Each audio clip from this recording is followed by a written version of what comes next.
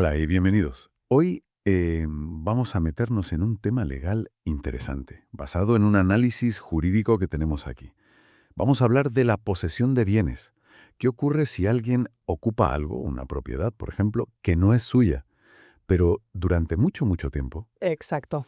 Vamos a ver dos conceptos clave hoy. La usucapión, Mm, que es cómo esa posesión puede, bueno, llegar a convertirse en propiedad real, y también las mejoras. eso es. ¿Qué pasa con el dinero invertido si al final, pues, no te quedas con el bien?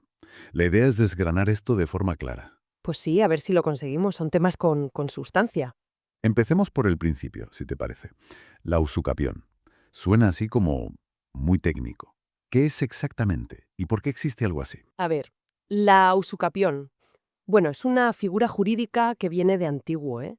Su objetivo principal es dar certeza, dar estabilidad. Piensa en una situación que se alarga años y años. Alguien que actúa como si fuera el dueño de algo y lo hace abiertamente. Vale. Pues la usucapión lo que permite es que si se dan unas condiciones muy concretas, muy estrictas, y pasa el tiempo que dice la ley, esa apariencia se convierte en realidad. La propiedad pasa a ser suya de verdad. Entiendo. Y el fundamento, como señalan los documentos, es la seguridad jurídica. Que no estemos eternamente con la duda de quién es el dueño. Que la realidad, digamos, se imponga al registro si se dan esas condiciones. Vale, vale. O sea que busca como consolidar situaciones de hecho.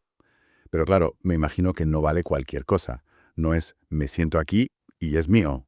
No. No, no, para nada. Ojalá fuera tan fácil para algunos. No, la ley pone requisitos muy claros. La posesión tiene que ser, como decía antes, muy cualificada. ¿Y cuáles son esos requisitos clave? ¿Qué hace falta exactamente? Pues mira, son varios. Primero, tienes que poseer en concepto de dueño. Esto es fundamental. ¿Qué significa eso? Pues que tienes que actuar como si fueras el propietario, no como si estuvieras de alquiler o te hubieran dejado la finca. Tienes que comportarte como el dueño real. Ajá, vale. Segundo, la posesión tiene que ser pacífica. Y aquí, bueno, aquí hay debate, ¿eh? Los análisis lo comentan. ¿En qué sentido? ¿Qué pasa si al principio hubo jaleo, hubo fuerza para entrar, pero luego la persona lleva años poseyendo tranquilamente? La idea general es que la violencia inicial, pues mancha toda la posesión, no valdría. Pero bueno, hay quien discute si ese vicio inicial se puede curar con el tiempo. Ya veo. Interesante. O sea, pacífica. ¿Qué más? Tercero, pública. Nada de esconderse. Tiene que ser una posesión que se vea, que la gente del lugar sepa que esa persona está ahí, actuando como dueño.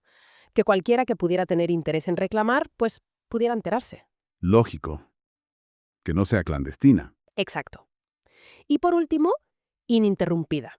Tienes que mantener esa posesión, con todas esas características, durante todo el plazo que marca la ley, sin interrupciones significativas. Y esos plazos son largos. Pueden serlo, sí. Varían mucho. Depende de si es un mueble, un inmueble y de otros factores que ahora veremos. Pueden ser 3, 6, 10, 20, hasta 30 años en algunos casos para inmuebles. ¿30 años? Uf, es toda una vida. Vale, entonces, concepto de dueño, pacífica, pública e ininterrumpida. Pero leí en los documentos que a veces se pide más. Justo título y buena fe. ¿Qué son? Muy bien visto. Sí, esos son requisitos extra para un tipo de usucapión que llamamos ordinaria. Esta suele tener plazos más cortos, precisamente por estas exigencias adicionales. Vale, ¿y qué es el justo título? El justo título es, a ver cómo lo explico de forma sencilla, es un acto o un contrato que, en teoría, serviría para transmitir la propiedad. Imagina una compraventa, una donación. Ya. Pero ese acto tiene algún fallo. El fallo típico es que quien te vendió la cosa en realidad no era el dueño. El contrato existe, parece válido, pero falla algo esencial para transmitir la propiedad de verdad. Ese contrato fallido, digamos, es el justo título. Entiendo. Como un papel que parece bueno pero no lo es del todo. Algo así. Y la buena fe va ligada a esto. Es la creencia del que posee de que todo está en orden, que recibió la cosa de quien podía dársela y que su título era válido. O sea, ignora, sin culpa, que existía ese defecto en el título o en la forma de adquirir. Claro, creer honestamente que eres el dueño legítimo. Exactamente. Y como bien apuntan los estudios que hemos visto, probar estas dos cosas, el justo título, que no es solo tener un papel, hay que ver si era idóneo, y sobre todo la buena fe, eso en los juicios da para mucho. Es complicado demostrar lo que alguien creía o no creía hace años. Me lo imagino. Bueno, cambiemos un poco el enfoque. Pongamos un caso. Alguien está poseyendo un bien, pongamos una casa. Invierte dinero, la arregla, le pone un tejado nuevo, pero resulta que no cumple algún requisito de la usucapión. Pasan los años y aparece el dueño del registro, el legítimo, y reclama la casa. ¿Qué pasa con todo ese dinero que invirtió el poseedor? ¿Lo pierde sin más? Muy buena pregunta. Ahí es donde entra la otra figura que mencionabas, las mejoras o, técnicamente, el régimen de liquidación del estado posesorio. Liquidación del estado posesorio suena importante. Lo es, porque el derecho intenta ser justo y evitar lo que se llama un enriquecimiento injusto. ¿Qué significa eso? Pues que el propietario recupera su casa, lo cual es su derecho, pero es justo que además se la quede con un tejado nuevo pagado por el poseedor sin compensarle nada, pues normalmente no.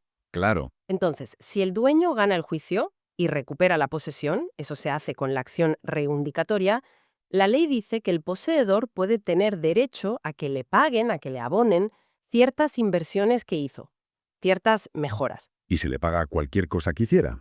¿O depende? Depende. Depende mucho de dos cosas, el tipo de mejora que sea y, de nuevo, si el poseedor actuó con buena o mala fe. Ajá. ¿Y qué tipos de mejoras hay? Generalmente se distinguen tres tipos. Primero, las necesarias. Son los gastos que eran indispensables para conservar la cosa, para que no se estropeara o perdiera. Reparaciones urgentes, por ejemplo. Vale. Lo básico para mantenerla. Exacto. Luego están las mejoras útiles. Estas no eran indispensables, pero aumentan el valor o la productividad de la cosa de forma permanente, como poner riego en una finca o el ejemplo del tejado nuevo que decías antes. Aumentan el valor del bien. Entendido. ¿Y la tercera? Las de lujo, recreo u ornato, son las que se hacen por puro adorno, por estética o comodidad personal del poseedor, pero que en realidad no aumentan objetivamente el valor de mercado del bien o su productividad. Poner una fuente de mármol en el jardín, por ejemplo. Ya veo. Necesarias, útiles y de lujo. ¿Y cómo influye la buena o mala fe del poseedor en que se le paga? Pues influye muchísimo. El poseedor de buena fe, el que creía sinceramente que tenía derecho a poseer, ese está más protegido. Normalmente tiene derecho a que le paguen todos los gastos necesarios y también el importe de las mejoras útiles, o a veces el aumento de valor que generaron. Ah, bien. Incluso, en algunos casos, tiene el derecho de retención, es decir, puede negarse a devolver la cosa hasta que el propietario le pague esas mejoras necesarias y útiles. Anda. Eso es fuerte. Puede quedarse la casa hasta que le paguen. Sí, es una garantía potente para el poseedor de buena fe. En cambio, el de mala fe, el que sabía perfectamente que no tenía derecho a estar ahí, Ese lo tiene peor, imagino. mucho peor. Normalmente solo tiene derecho a que le abonen los gastos estrictamente necesarios para la conservación, y a veces ni siquiera todos. De las mejoras útiles, y por supuesto las de lujo, no suele recuperar nada. Nada de nada. Bueno, con las de lujo, tanto el de buena como el de mala fe a veces tienen la opción de llevárselas, si se pueden quitar sin romper o dañar la cosa principal, el llamado ius tolendi, pero que se las paguen normalmente no. Queda bastante claro. Parece un sistema que intenta, equilibrar las cosas, ¿no? Proteger al dueño, pero sin dejar tirado al que invirtió, sobre todo si creía tener derecho. Esa es la idea central. Por un lado, la usucapión, que consolida la propiedad tras una posesión larga y cualificada, dando seguridad. Por otro, las mejoras como un mecanismo de equidad, de justicia, para cuando esa consolidación no llega a producirse. Se ajustan las cuentas para que nadie se enriquezca injustamente a costa del otro. Y como hemos visto, todo depende mucho de los detalles. Cómo se poseyó, durante cuánto tiempo, la buena fe, a veces ese justo título. Son conceptos que requieren un análisis caso por caso. Sin duda. Y si me permites una reflexión final, Casi como una pregunta al aire, ¿no? adelante. Todos estos conceptos, la usucapión, las mejoras, el poseer en concepto de dueño, nacieron pensando en cosas físicas. Una finca, una casa, un objeto que puedes tocar. Claro. Pero hoy en día tenemos cada vez más propiedades que no son físicas. Activos digitales, nombres de dominio en Internet, incluso bienes o terrenos en mundos virtuales. Es verdad. ¿Cómo encaja todo esto ahí? ¿Se puede poseer en concepto de dueño un activo digital de la misma manera que un campo?